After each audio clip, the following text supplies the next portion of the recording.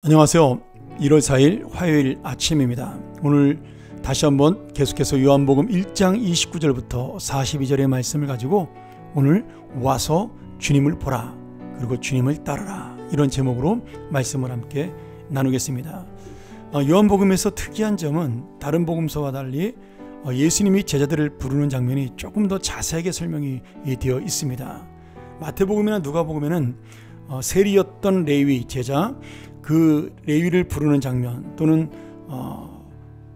고기를 낚는 어부가 아닌 사람을 낚는 어부가 되라고 베드로를 불렀던 장면, 이런 장면은 나오지만 오늘처럼 이렇게 여러 제자를 부르는 장면이 나오는 것은 요한복음만 기록하고 있는 특별한 장면인데요. 이 장면 속에 두 가지의 큰 의미가 담겨 있습니다. 하나는 세례 요한이 자기의 제자들이 예수님을 보고 그를 따라가게 오히려 권유했다라는 이 사실입니다. 세례 요한이 예수님에게 세례를 주고 세상 죄를 지고 하는 어린 양이라고 그렇게 메시아 되심을 전했을 때 세례 요한의 제자였던 사람들이 그의 말을 듣고 이제 세례 요한 대신 예수님의 제자가 되어 예수님을 따르기 시작을 합니다. 어떻게 보면 인간적인 생각으로 보면 스승을 배신하고 더 좋은 사람을 찾아간 거 아니겠습니까? 아니면 서운하고 배신까지는 아니더라도 서운하고 그럴 수 있는데, 오늘 오히려 이 세례 요한은 그 제자들에게 예수님을 따라가라라고, 그가 너희들이 정말 쫓아야 될 스승이라고 그렇게 권유를 했다라는 사실입니다. 그리고 그것이 바로 예수님의 구원 사역을 이루고 복음이 전해지고 하나님 나라가 세워지는 것을 지금 세례 요한은 즐거워했던 거죠. 여러분, 우리가 세례를 시작하면서 새로운 일꾼으로 임명되신 분들도 있고 또 함께 사역하는 분들도 이제 더 늘어나고 또 계속해서 그 사역을 맡으신 분들도 있습니다. 여기서 가장 중요한 것은 세례 요한이 보여주는 교훈 중에 하나인 바로 예수를 따라가는 것입니다. 내가 잘하고 내가 능력이 있고 내가 영광을 얻고 그래서 나를 쫓는 것이 아니라 어떤 경우에도 그 사역 속에 주님의 영광이 드러나고 주님의 구원이 드러나고 주님의 놀라운 은혜가 드러나는 것, 그리하여 그 사람들이 나를 집중하는 것이 아니라 예수님만을 집중하게 하는 것, 저는 그것이 사역의 가장 큰 핵심이라는 생각이 듭니다. 목사인 저야말로 이것이 가장 중요하죠. 설교를 할 때 나에게 은혜 받는 것이 아니라 주님이 주신 말씀으로 은혜를 받는 것, 내가 존경받고 내가 영광받는 것으로 끝나는 것이 아니라 나를 향한 존경이 바로 하나님을 바로 믿게 하는 존경이 되고 그 영광이 하나님의 영광이 되게 하는 것, 그것이야말로 제가 목회자로서 하나님 앞에 서야 될 가장 바른 자세라고 믿습니다. 오늘 그러기에 오늘 세례 요한이 서운하기보다는 자기를 두고 예수님을 쫓은 그 두 제자에게 오히려 예수님을 쫓는 것이 맞다라고 그 권유하며 갖는 마음이 우리에게도 있어야 된다는 것, 그것이 바로 하나님의 더 놀랍고 큰 사역을 이루기 위한 귀한 믿음이라는 사실을 깨닫기를 소원합니다. 또한 이 두 제자를 볼 수가 있는데요, 세례 요한이 제자들에게 예수님을 바라보라고 말씀하였고 메시아 예수님의 사역이 나의 사역보다 훨씬 더 놀라운 사역이라고 분명하게 가르칩니다. 그때 이 모든 바른 진리에 대한 가르침이 예수님을 높이는 동시에 예수님의 제자였던, 성경에는 정확하게 이름이 나오지 않지만 안드레, 그리고 세례 요한 말고 사도 요한, 이 복음서를 썼던 사도 요한이 바로 그렇게 예수님을 쫓았던 세례 요한의 제자라고 우리가 추측해 볼 수가 있습니다. 예수님께서 세례 요한을 떠나 예수님을 따르는 제자들을 향해서 이렇게 말씀하셨어요. 너희가 무엇을 구하느냐? 저는 이 질문이 굉장히 중요하다는 생각이 들어요.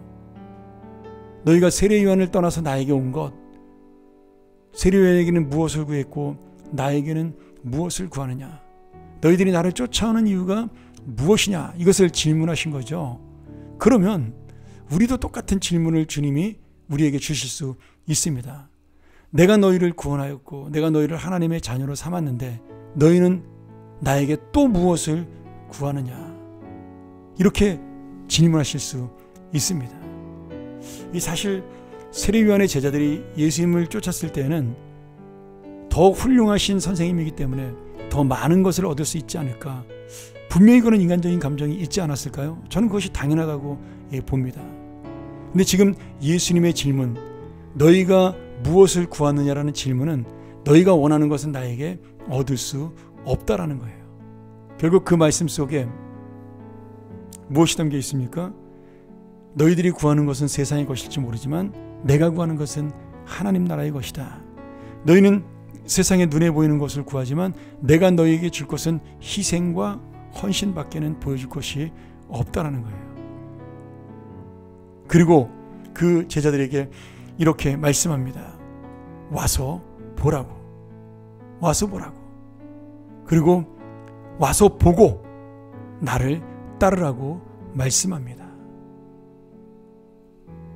그 말씀을 듣고 이 두 사람 안드레와 요한이 예수님을 쫓아가서 그날부터 예수님의 제자로 함께 생활을 하게 됩니다. 그리고 그 예수님을 보고 안드레가 분명하게 이 예수님이 메시아라는 사실을 깨닫고 그의 형제였던 시몬을 찾아가, 베드로죠. 우리가 메시아를 만났어. 그동안 기다렸던 메시아를 만났어. 그에게 또 다른 복음을 전하게 됩니다. 참 놀라운 일이죠.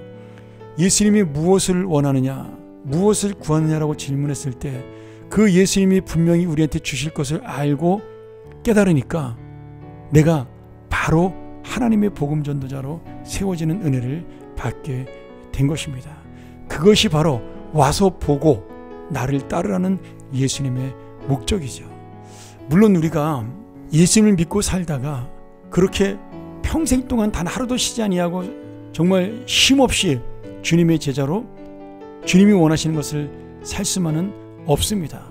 예수님의 제자들조차도 잠깐 떠날 때가 있었고 예수님의 뜻을 어길 때도 있었다는 사실이죠. 근데 중요한 건 오늘 나를 따르라고 말씀하셨고 베드로에게 하신 말씀이기도 하죠. 나를 와서 보라라고 말씀하셨던 그 말씀을 내가 놓지 않는다면 우리가 보았던 것, 예수님을 따랐던 것에서 얻은 그 놀라운 은혜를 우리는 결코 잠시는 잊어버릴 수 있지만 놓지는 않습니다. 아니, 우리가 놓지 못하도록 주님께서 우리를 붙드십니다. 오늘도 주님은 우리에게 너희가 무엇을 원하느냐, 와봐라, 나를 따르라 말씀하셔요.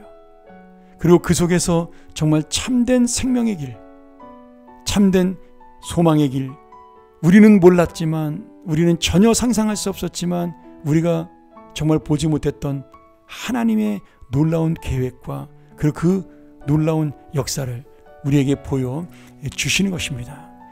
여러분, 제자들은 자신들이 원하는 것은 얻지 못했지만 예수님이 원하는 것을 얻음으로 하나님의 새로운 생명의 사람이 되었고 그리고 그 생명 속에 들어간 놀라운 은혜를 입었습니다. 오늘 우리가 주님 앞에 무엇을 원하고 무엇을 구할까요? 그리고 무엇을 얻을 수 있을까요? 다시 한번 내가 그 원하는 것을 얻기 전에 주님을 따르고 주님을 볼 수 있는 믿음을 가지고 다시 한번 이 1월 첫 주를 주님과 함께 동행하는 귀한 한 주간이 되고 이 한 해 바로 그러한 하나님의 은혜를 만나는 삶이 되기를 간절히 축원합니다. 기도하겠습니다. 하나님 아버지, 감사합니다.